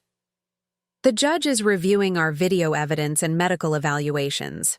Nathan's case relies heavily on Dr. Ferrero's assessment, which we've already countered with 3 independent evaluations. What happens if she rules in our favor? Lucia asked. The petition will be dismissed. Nathan could appeal or file a new petition later, but it would be difficult after a clear ruling against his position. And if she rules for him? I asked, voicing the possibility we all dreaded. Elena's expression grew serious. Then you would be subjected to court-ordered medical and psychological evaluations. A temporary guardian might be appointed pending those results. The thought of losing autonomy, even temporarily, sent a chill through me. Before I could respond, the bailiff called us back into the courtroom. Judge Ortiz returned to the bench, her expression revealing nothing as she arranged the papers before her. The room fell silent, tension hanging in the air like an approaching storm. Having reviewed the evidence presented by both parties, she began, I find the petition for emergency guardianship to be unsupported by sufficient evidence. The medical evaluations provided by Mrs. Vasari clearly establish her competence, and the video documentation demonstrates reasoned decision-making regarding the trust establishment. Relief flooded through me so intensely that I gripped the table's edge for support. Beside me, Lucia exhaled sharply. However, the judge continued, given the significant family conflict involved, I am ordering an independent medical evaluation to be conducted by Dr. Isabella Martinez, to be completed within 30 days. Until that evaluation is complete, all parties are ordered to maintain the status quo. No changes to the trust, no removal of assets from the villa, no changes to Mrs. Vasari's living arrangements. She fixed both Nathan and me with a stern gaze. This court takes allegations of elder vulnerability seriously, but equally seriously protects the autonomy of competent adults to make their own decisions, even unpopular ones. We will reconvene after Dr. Martinez's evaluation is complete. With a sharp rap of her gavel, the hearing concluded. Nathan's expression wavered between frustration and determination as he conferred with his attorney. He didn't look at me, not once, as he gathered his papers and strode from the courtroom. This is a victory, Elena assured me quietly. Not complete, but significant. The emergency petition has been denied, and we have every reason to believe. The independent evaluation will confirm your competence. Outside the courthouse, the Mediterranean sun seemed suddenly brighter, the air fresher. The battle wasn't over, but the first skirmish had been won. As we walked to our waiting car, I caught a glimpse of Nathan and Belinda in intense conversation near their vehicle. For a moment, Nathan looked up, his gaze meeting mine across the plaza. In that brief connection, I saw something unexpected, not just anger or determination, but genuine bewilderment. My son truly couldn't understand why I had refused to give him what he wanted. In his reality, his actions were justified, even benevolent. I turned away, linking my arm through Lucia's as we continued toward our car. The gulf between Nathan's perception and reality might be unbridgeable, but at least the courts could see the truth. For now, that would have to be enough. The 30 days following the hearing stretched into a strange limbo. Under the judge's order, our lives continued on hold. Nathan legally barred from interfering with the villa, my trust arrangements protected, but frozen. Into this uneasy peace came Dr. Isabella Martinez, the court-appointed evaluator, a woman whose deliberate movements and penetrating gaze reminded me of my late mother-in-law. Dr. Martinez arrived at Villa Serena on a Tuesday morning, precisely at 10. Unlike Nathan's specially selected Dr. Ferrero, she wore no pretense of casual friendship, maintaining instead a professional detachment as she set up her evaluation materials in the sunroom. "I'll need 3 hours today, Mrs. Vasari," she explained, arranging cognitive assessment tools on the table. And another session next week. My evaluation must be thorough to satisfy the court. I appreciated her directness. I understand. Ask whatever you need. The evaluation was exhaustive. Memory tests, cognitive reasoning exercises, situational judgments, financial comprehension assessments. Dr. Martinez observed my medication routine, interviewed me about my daily activities, and asked pointed questions about my understanding of the trust arrangement. Tell me in your own words why you created the trust, she requested, her pen poised above her notepad.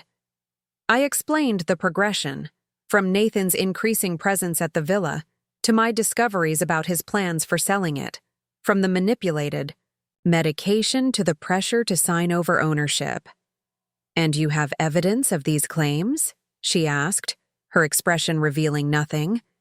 Recordings, testimony from my attorney and friends, the actual documents Nathan prepared, which would have given him complete control. Dr. Martinez nodded, making notes.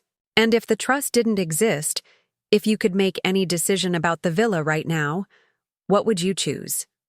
The question cut to the heart of the matter, and I considered it carefully. I would maintain it exactly as the trust directs. Preserve the historical aspects, establish the community arts programs, ensure it remains part of the local cultural heritage. That was always Giorgio's vision. Not sell it? The maintenance costs must be substantial. The villa is self-sustaining, I explained.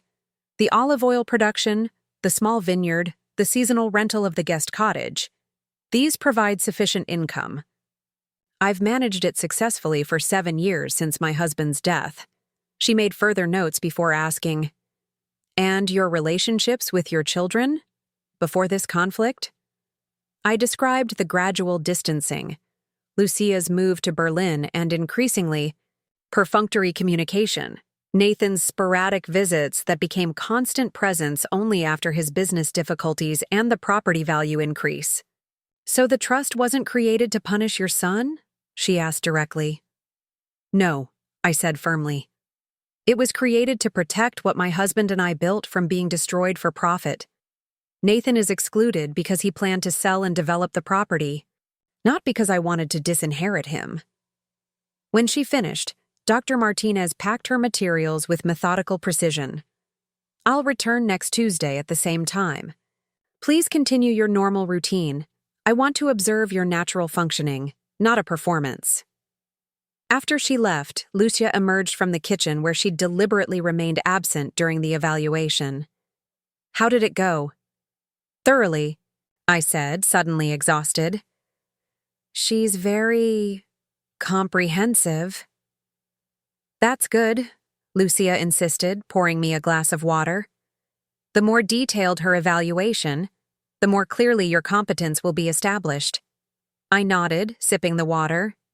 "She's returning next week. I'll be here," Lucia promised. My daughter had extended her stay indefinitely, rearranging concert commitments and conducting rehearsals via video conference from the villa's music room. Her presence had transformed the household rhythm. Mornings, filled with violin practice, evenings with impromptu duets where I joined her on the piano Giorgio had insisted on restoring when we first purchased the villa. These musical interludes became our sanctuary from legal concerns, a language we shared that required no words. When Lucia played Bach's Chaconne, Giorgio's favorite piece, it felt like communion with him, as if the music itself could bridge the gap between life and death, between present troubles and past joys. In the garden one evening, as we watched the sunset paint the Mediterranean gold, Lucia broke our companionable silence. "I've been thinking about returning to Spain permanently." I turned to her in surprise. "What about your position in Berlin?" She shrugged, her fingers absently tracing patterns on the wrought iron table. "I've been with the orchestra for 15 years. There are opportunities here. Guest conductor positions, master classes at the Valencia Conservatory." "Because of the legal situation?" I asked carefully. "You don't need to upend your life for this, Lucia. It will resolve." "Not just that. She looked out over the olive groves, her profile sharp against the darkening sky. Being here these weeks has reminded me of belonging. In Berlin, I've built a career, but not really a home. The admission hung in the air between us, fragile and significant. The villa will always be your home, I said softly. The trust guarantees that. I know, she smiled wryly. Though I've hardly acted like it belonged to me these past years. You needed to build your own path, I said. Giorgio always understood that. Dad understood everything, she said, a catch in her voice. I keep thinking about what he would say about all this. Nathan's actions, the trust, everything. I considered this, remembering Giorgio's practical wisdom, his fundamental belief in doing the right thing regardless of difficulty. He would be heartbroken about Nathan, I said finally. But I think he would approve of protecting the villa's purpose rather than its ownership. Lucia nodded slowly. I remember him saying once that we were caretakers, not owners, that places like this belong to history more than to individuals. Exactly, I said, warmth spreading through me at this shared understanding. That's what Nathan never grasped. The following Tuesday, Dr. Martinez returned as scheduled, this time focusing on my daily functioning, observing me reviewing the Olive Grove accounts with Giuseppe, discussing maintenance schedules with Maria, playing piano while demonstrating normal dexterity, despite the slight tremor from my medication. I'd like to discuss your family relationships more specifically, she said during our formal interview portion. Your daughter has returned from Berlin? Yes, after learning about Nathan's actions. She's been here since before the hearing. And there was distance between you before this? I chose my words carefully. Geographical and emotional distance, yes, but not estrangement. We maintained regular contact. Dr. Martinez made notes before asking, and with your son, was there conflict before the trust issue? Not open conflict, I explained, but a gradual change in his attitude toward the villa. He saw it increasingly as a financial asset rather than a family home. The court records indicate he's experiencing business difficulties, she noted. Do you believe this influenced his behavior? I believe it accelerated a plan he'd been considering for some time, I said. The property values in this area have tripled in recent years. Developers have been purchasing historic estates for luxury condominium projects. She nodded thoughtfully. One final question for today, Mrs. Vasari. If the court were to rule in your son's favor, establish guardianship or invalidate the trust, what would you do? The question struck me like a physical blow, forcing me to confront my deepest fear. I would continue fighting through every legal avenue available, I said firmly. This isn't about my pride or autonomy, though those matter. It's about honoring my husband's legacy and protecting something irreplaceable. Dr. Martinez completed her notes without comment. As she packed her materials, she said, My report will be submitted to the court by the end of next week. Both parties will receive copies simultaneously. After she left, I found myself drawn to Giorgio's study. The one room I'd kept exactly as he left it, from the dog-eared books on sustainable agriculture to the collection of fountain pens he'd inherited from his father. I sat in his leather chair, running my fingers over the worn armrests where his hands had rested for countless hours. I wish you were here, I whispered to the empty room. You'd know what to do. The silence held no answers, but sitting in his space brought a measure of calm. Giorgio had always approached problems methodically, breaking them down into manageable pieces rather than becoming overwhelmed by the whole. What would he focus on now? Not the legal battle itself, but what came after, win or lose. We needed to prepare for either outcome. When Lucia found me there an hour later, I was making notes at Giorgio's desk, contingency plans, legal options, practical considerations for various scenarios. Mom, she said softly from the doorway. You okay? Looked up, suddenly aware of how this might appear. An elderly woman hiding in her dead husband's office, scribbling notes. Exactly the image Nathan would use to question my stability. I straightened, deliberately relaxing my posture. I'm fine, I assured her. Just thinking through our options. Lucia entered, glancing at my notes. Contingency planning? Your father's influence, I explained. He always said proper preparation prevents poor performance. His famous 5 Ps, Lucia said with a small smile. I use that with my music students all the time. The unexpected connection, this small piece of Giorgio living on through our daughter's teaching, warmed me. We need to be ready for Dr. Martinez's report, whatever it concludes. Lucia nodded, perching on the edge of the desk. I spoke with Elena this morning. If the report confirms your competence, Nathan's petition should be dismissed entirely. If not, we appeal, I finished, and implement these contingencies. I gestured to my notes, plans for international legal, challenges, media engagement strategies, community mobilization options. You're really prepared to fight this all the way, Lucia observed, not a question but a realization. Villa Serena isn't just property, I said simply. It's 35 years of our lives, your childhood home, the foundation of everything your father and I built together. I will protect it with every resource I possess. Lucia studied me for a long moment, then nodded once, decisive, determined. We will protect it, she corrected. Together. The days that followed carried a strange intensity, each potentially our last before everything changed again. Lucia and I fell into a rhythm of shared meals, music, and garden walks, consciously creating memories against the backdrop of uncertainty. On Friday morning, exactly 10 days after Dr. Martinez's final evaluation, Elena called. The report has been filed with the court, she said without preamble. I'm bringing you a copy now. That single sentence set my heart racing. What does it say? I haven't seen it yet, Elena admitted. But the clerk mentioned the hearing is scheduled for Monday morning. Judge Ortiz wants this resolved quickly. After hanging up, I found Lucia in the music room, her violin temporarily forgotten as she stared out at the garden. Elena's bringing the report, I told her. It's been filed with the court.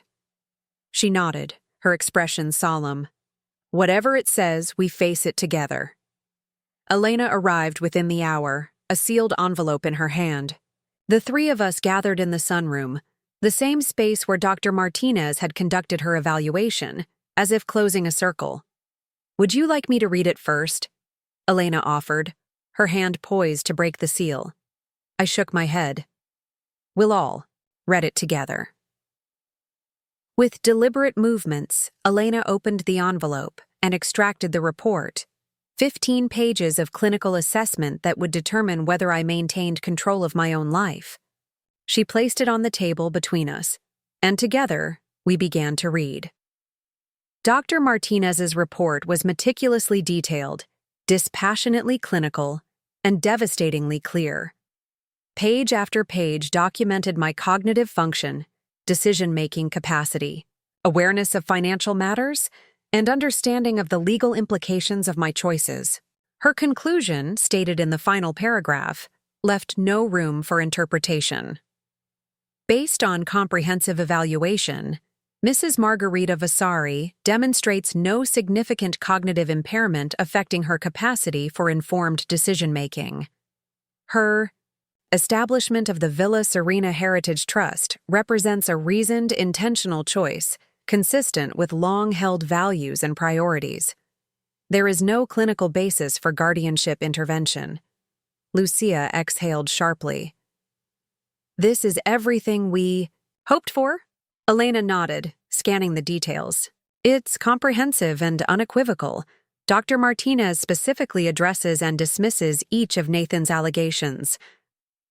Relief washed through me so powerfully it nearly brought tears. "So it's over?" I asked, hardly daring to believe. "Not quite," Elena cautioned. "The report strongly supports our position, but Judge Ortiz must still make the final ruling on Monday. However, given the clarity of these findings, it would be highly unusual for her to rule against them." We sat in silence, absorbing this near victory. After months of manipulation, confrontation, and legal maneuvers, the truth had prevailed through the dispassionate evaluation of a stranger. There was a certain poetry to that. Giorgio would have appreciated it. "Nathan will receive this report today as well," I said, thinking aloud. "How do you think he'll respond?" Elena gathered the papers carefully. "He has two choices: accept the findings and withdraw his petition, or continue to the hearing and almost certainly lose." "He'll continue," Lucia said with certainty. "He's invested too much to back down now, even facing defeat." I nodded, knowing she was right. My son's determination had always been his strength, and now it had become his blind spot. He would see this setback as merely another obstacle to overcome, not as the fundamental repudiation it was. The weekend passed in a strange suspension. Like the pause between lightning and thunder, we knew what was coming but could only wait for it to arrive. Lucia threw herself into violin practice with renewed intensity, preparing for her return to professional obligations after Monday's hearing. On Sunday evening, as we sat on the terrace watching the sunset paint the Mediterranean, in shades of amber and rose, Lucia broached the subject we'd been avoiding. "After tomorrow, things will change," she said, swirling the local wine in her glass. "I'll need to return to Berlin, at least temporarily. The orchestra has been patient, but—" "I understand," I assured her. "You have a life there." She nodded, her gaze fixed on the distant horizon. "For now." But I meant what I said about considering opportunities here. The past weeks have reminded me what I've been missing. "The villa will always be your home," I said, "whenever and however you want it to be." Lucia's expression softened. "What about you? After tomorrow, after Nathan?" The unfinished question hung in the air. After Nathan? What? How would I navigate this new reality where my son had become an adversary, where the family I'd built had fractured so fundamentally? "I'll continue living as I have been," I said finally, "caring for this place, participating in the community, implementing the trust's vision." I managed a small smile. "And hoping my daughter visits more frequently than once every 5 years." Lucia laughed softly, the sound carrying on the evening breeze. "I think that can be arranged." Monday morning arrived with crystalline clarity, the sky a perfect Mediterranean blue that Giorgio had always said reflected the divine. We dressed carefully, Lucia in another tailored suit, me in a simple linen dress that conveyed dignity without ostentation. Elena met us at the courthouse, her confidence evident in her brisk stride and firm handshake. Nathan and Belinda arrived moments before the hearing was scheduled to begin, accompanied by their attorney and, surprisingly, Dr. Ferrero. Nathan's expression was set in determined lines, giving nothing away as he took his place at the respondents' table. Judge Ortiz entered precisely on time, her manner as efficient and no-nonsense as during our first appearance. After the formal opening, she addressed the court. "I have reviewed Dr. Martinez's evaluation thoroughly," she began, "along with all previously submitted evidence from both parties. Does either party wish to present additional evidence or arguments before I render my decision?" Nathan's attorney rose quickly. "Your Honor, we would like to note several concerns with Dr. Martinez's methodology and conclusions. Dr. Ferrero, who has treated Mrs. Vasari directly, has prepared a response addressing specific inconsistencies." Judge Ortiz's expression remained neutral. "Has Dr. Ferrero conducted a formal competency evaluation following court-approved protocols?" "Not as such, Your Honor, but as Mrs. Vasari's treating physician." "Dr. Ferrero was never my primary physician." I interjected before Elena could stop me. He saw me twice at my son's insistence. Judge Ortiz nodded. So noted. She turned back to Nathan's attorney. I appointed Dr. Martinez specifically for her expertise in elder competency evaluation. Unless you have evidence of procedural impropriety in her assessment, her findings stand as the court's official evaluation. Nathan leaned forward, whispering urgently to his attorney, who then addressed the court again. Your Honor, we request a secondary evaluation from another court-appointed expert. Dr. Martinez's findings contradict clear evidence of concerning behavior and decision-making. Judge Ortiz's expression hardened slightly. Your petition requested evaluation of Mrs. Vasari's competence. That evaluation has been completed according to established protocols by a qualified expert. The findings are clear. She glanced down at the report before her. I see no basis for further evaluation. A subtle shift occurred in the courtroom atmosphere, the realization that Nathan's petition was about to be denied. I watched my son's shoulders tense, his jaw tighten. This was not a man prepared to accept defeat. Having reviewed all evidence and expert evaluation, Judge Ortiz continued, this court finds no basis for establishing guardianship. Mrs. Vasari demonstrates full competence to manage her affairs and make informed decisions regarding her estate. The petition is hereby dismissed. She paused, looking directly at Nathan. Furthermore, the court notes with concern the evidence suggesting attempts to manipulate Mrs. Vasari's medication and pressure her into signing property transfers. While these matters are not before us today, they raise serious questions about the petitioner's motives. Nathan's face flushed, his knuckles white as he gripped the table edge. This dismissal is with prejudice, Judge Ortiz concluded. Barring significant change in circumstances, the court will not entertain further petitions on this matter. With a sharp rap of her gavel, she closed the case and rose to leave. The courtroom remained silent for a moment after her departure, the finality of the ruling hanging in the air. Then Elena turned to me, her professional demeanor giving way to a genuine smile. Congratulations, Margarita. It's over. Lucia embraced me, her relief palpable. She saw through everything, she whispered. Every manipulation, every lie. As we gathered our belongings, I glanced toward Nathan, who remained seated, rigid with anger or disbelief. Part of me, the mother who remembered his first steps, his childhood laughter, his graduation day, wanted to approach him, to find some way to bridge the chasm that had opened between us. Before I could decide, Nathan stood abruptly and strode from the courtroom without looking back, Belinda and their attorney hurrying after him. Let him go, Lucia said softly, noting my gaze. He needs time. Outside the courthouse, the Mediterranean sun seemed especially brilliant, the air sweeter than before. A weight I had carried for months had finally lifted.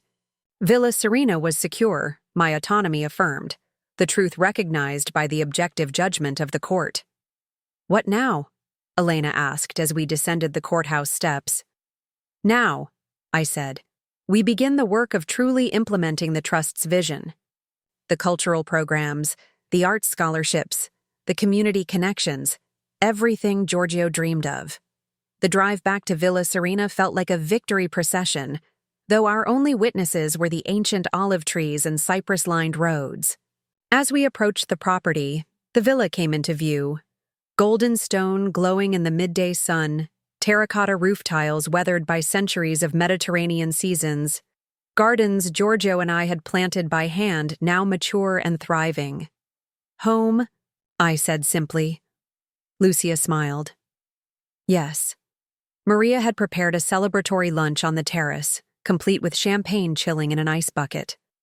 Carmen arrived moments after we did, her normally reserved expression giving way to uncharacteristic exuberance, as Elena related the details of the judge's ruling. To Margarita, Carmen proposed, raising her glass, who taught us all that age brings wisdom, not weakness.